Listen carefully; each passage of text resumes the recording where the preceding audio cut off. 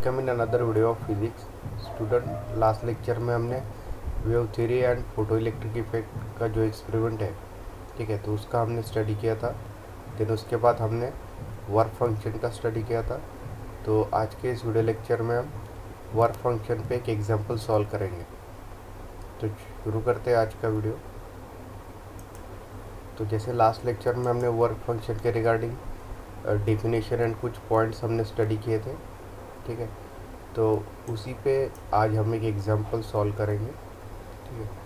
So the example is given, the radiation of intensity is 0.5 into 10⁻⁴ watt per meter square, which is given, falls on emitter in a photoelectric setup. The emitter is cathode is made up of potassium, ठीक है। तो emitter जो बना है वो potassium material से बना हुआ है, that is one of the metal, ठीक है। जैसे हमने लास्ट टाइम मेटल्स का एक टेबल देखा था, ठीक है, एंड उसका हमने एज अ वर्क फंक्शन देखा था, ठीक है, and has an area of 5 centimetre square. तो उसका एरिया दिया है इमिटर का। Emitter is nothing but the cathode. So let us assume that the electrons from only the surface are not off by the radiation. So according to the wave theory, what will be the time required to notice some deflection in micrometer? So according to the wave theory, we have to calculate the simply a deflection in micrometer, that is a photocurrent.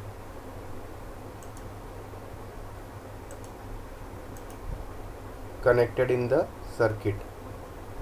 So there is a given data that given the metallic radius of potassium atom is 230 pm and the work function of potassium is 2.3 electron volt.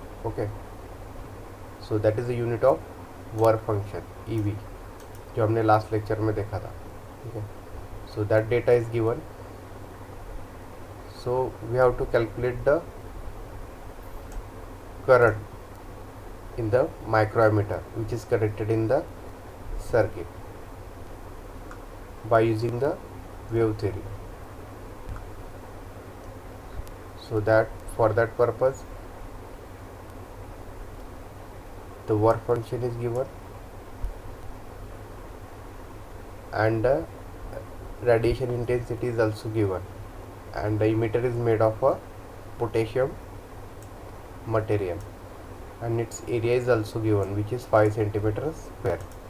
So first in solution we have to write the given data.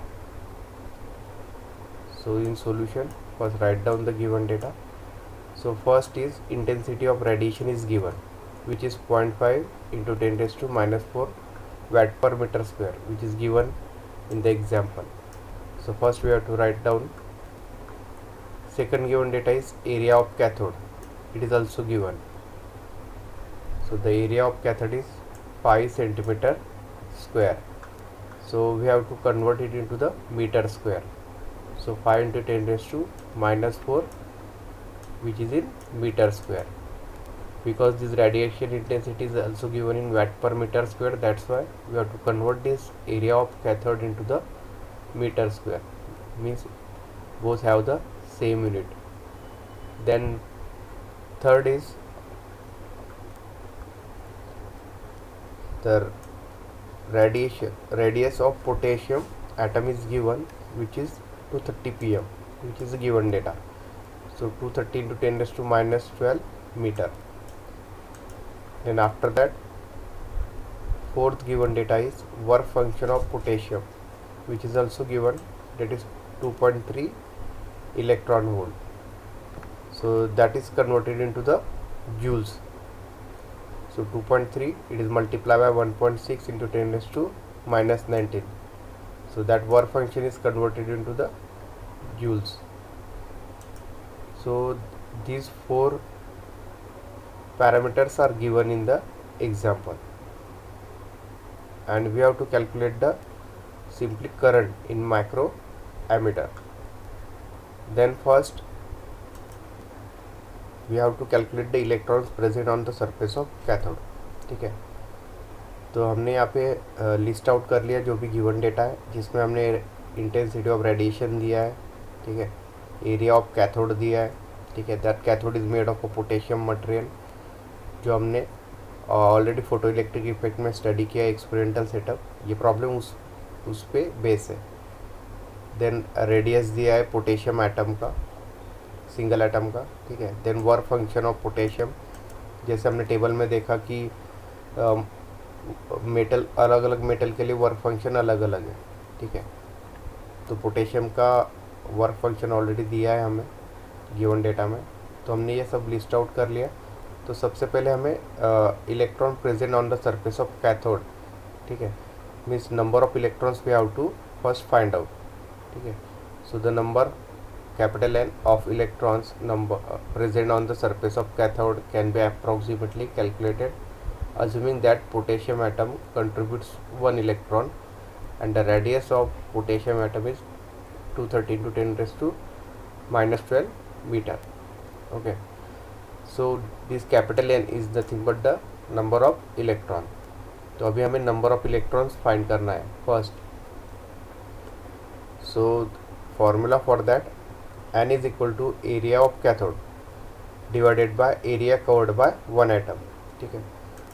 Means हमें area find out करना पड़ेगा, means already दिया है जो area of cathode divided by area covered by one atom, ठीक है। तो इससे हमें नंबर ऑफ इलेक्ट्रॉन्स सरफेस के मिल जाएंगे, ठीक है। तो एरिया ऑफ कैथोड ऑलरेडी दिया है 5 सेंटीमीटर स्क्वायर, जिसको हमने मीटर स्क्वायर में कन्वर्ट किया है, 5 × 10⁻⁻⁴. This is already given. So write down divided by area covered by one atom, ठीक है। सिंगल आइटम का एरिया ऑलरेडी दिया हुआ है यहाँ पे, ठीक है, which is find by 2πr², ठीक है।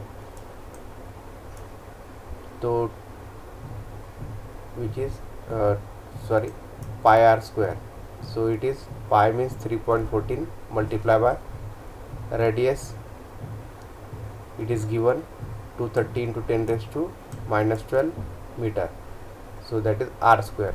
So it is 230 into 10⁻⁻12 multiplied 230 into 10⁻⁻12. So that is the simply formula πr² that finds the area of this cathode.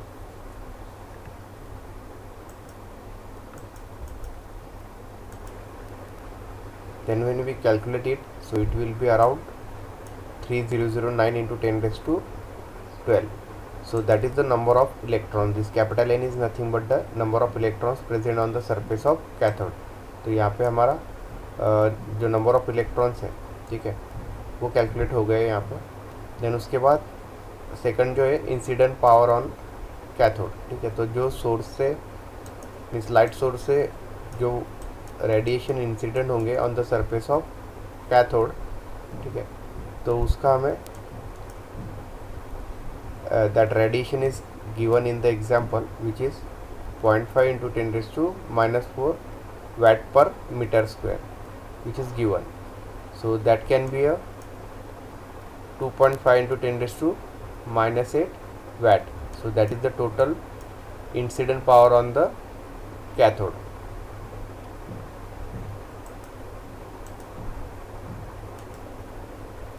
तो यहाँ तक हमने नंबर ऑफ इलेक्ट्रॉन्स जो है वो कैलकुलेट कर लिए कैथोड सरफेस पे and incident power on the cathode, ठीक है।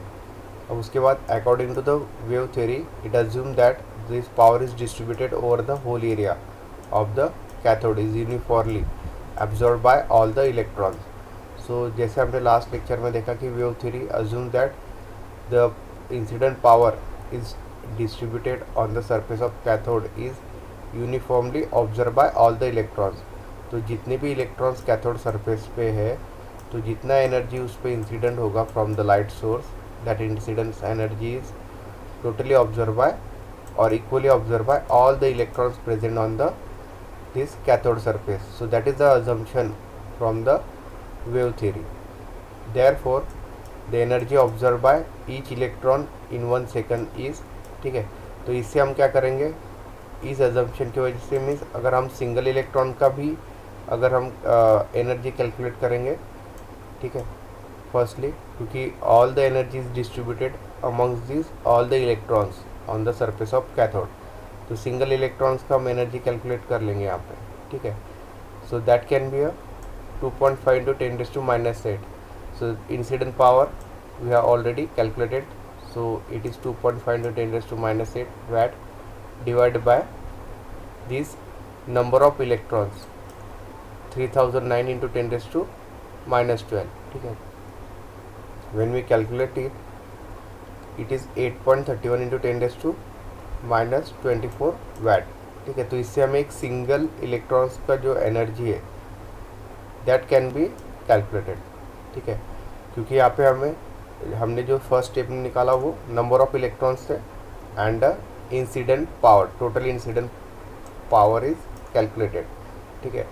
तो हम इसे अगर डिवाइड करेंगे this number of electrons by the incident power, so उससे हमें एक सिंगल इलेक्ट्रॉन की जो एनर्जी है, ठीक है, वो मिल जाएगी। Then after that work function of potassium, तो वर्क फंक्शन ऑलरेडी दिया है, डेट इज़ 2.30 इलेक्ट्रॉन वोल्ट, ठीक है। तो जिसे हमने जूल्स में कन्वर्ट कर लिया है is equal to 2.30 into 1.6 into 10⁻⁻19 joule, ठीक है। तो उसे हमने जूल में कन्वर्ट कर लिया है। So when we calculated 2.3 multiply by 1.6 it is 3.68 into 10⁻⁻19 joule. Hence, each electron will require a minimum 3.68 into 10⁻⁻19 joule of energy to be knocked off from the surface of cathode. तो इतना energy required है एक single electron के लिए, तब ये electron travel होगा toward the cathode surface, ठीक है। तो मिनिमम इतनी एनर्जी की रिक्वायरमेंट है यहाँ पे 3.68 into 10⁻⁻19 joule to be knock off from the surface of cathode. Means जब भी सोर्स से रेडिएशन इंसिडेंट होंगे on the surface of cathode, it is observe by the electrons and this is the energy of a single electron which is 8.31 into 10⁻⁻24 watt, and when this energy is observed by that single electron, then it will be a knock off from the surface of cathode which is made of a potassium. Then we have to calculate the time required to accumulate this energy, ठीक है। तो ये energy 3.68 into 10⁻⁻19 accumulate करने के लिए कितना time लगेगा एक सिंगल इलेक्ट्रॉन के लिए, ठीक है, इसे हम कैलकुलेट करेंगे। तो ये कैसे मिलेगा, 3.68 into 10⁻⁻19 is a energy, total energy divided by the incident energy for a single electron which is we have to calculated already.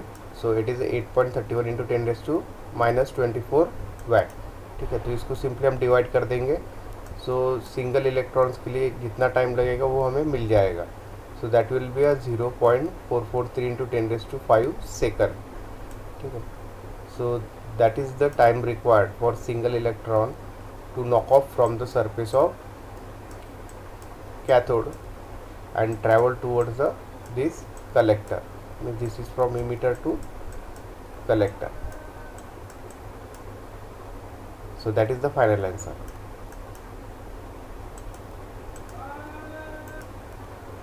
तो इस तरह से हमने जो टाइम रिक्वायर्ड है for the deflection in the micrometer which is connected in the circuit वो हमने calculate किया, ठीक है।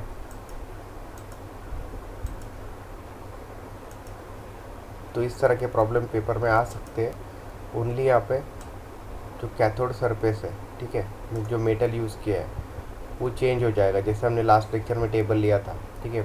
पोटेशियम की जगह हो सकता है निकेल दिया रहे, ठीक है, एंड उसका जो एरिया है, ठीक है, वो एरिया चेंज होगा, that value will be change, radiation intensity value will be change, than work function of this metal will also be given, ठीक है। तो एक नया प्रॉब्लम फॉर्म हो जाएगा। तो इसी तरह से आप प्रॉब्लम्स की प्रैक्टिस कर सकते हो यहाँ पे वैल्यू चेंज करके। radiation intensity, that area of cathode, change the metal, so the work function is also changed for that। ठीक है, तो इस तरह से आप ज़्यादा से ज़्यादा प्रॉब्लम की प्रैक्टिस इस पर कर सकते हो। That formula remains the same, procedure वही रहेगा सेम। ठीक है, तो आज का ये वीडियो लेक्चर हम यही एंड करते हैं। नेक्स्ट वीडियो लेक्चर में हम इक्वेशन लेंगे फोटो इलेक्ट्रिक इफेक्ट का। So thank you.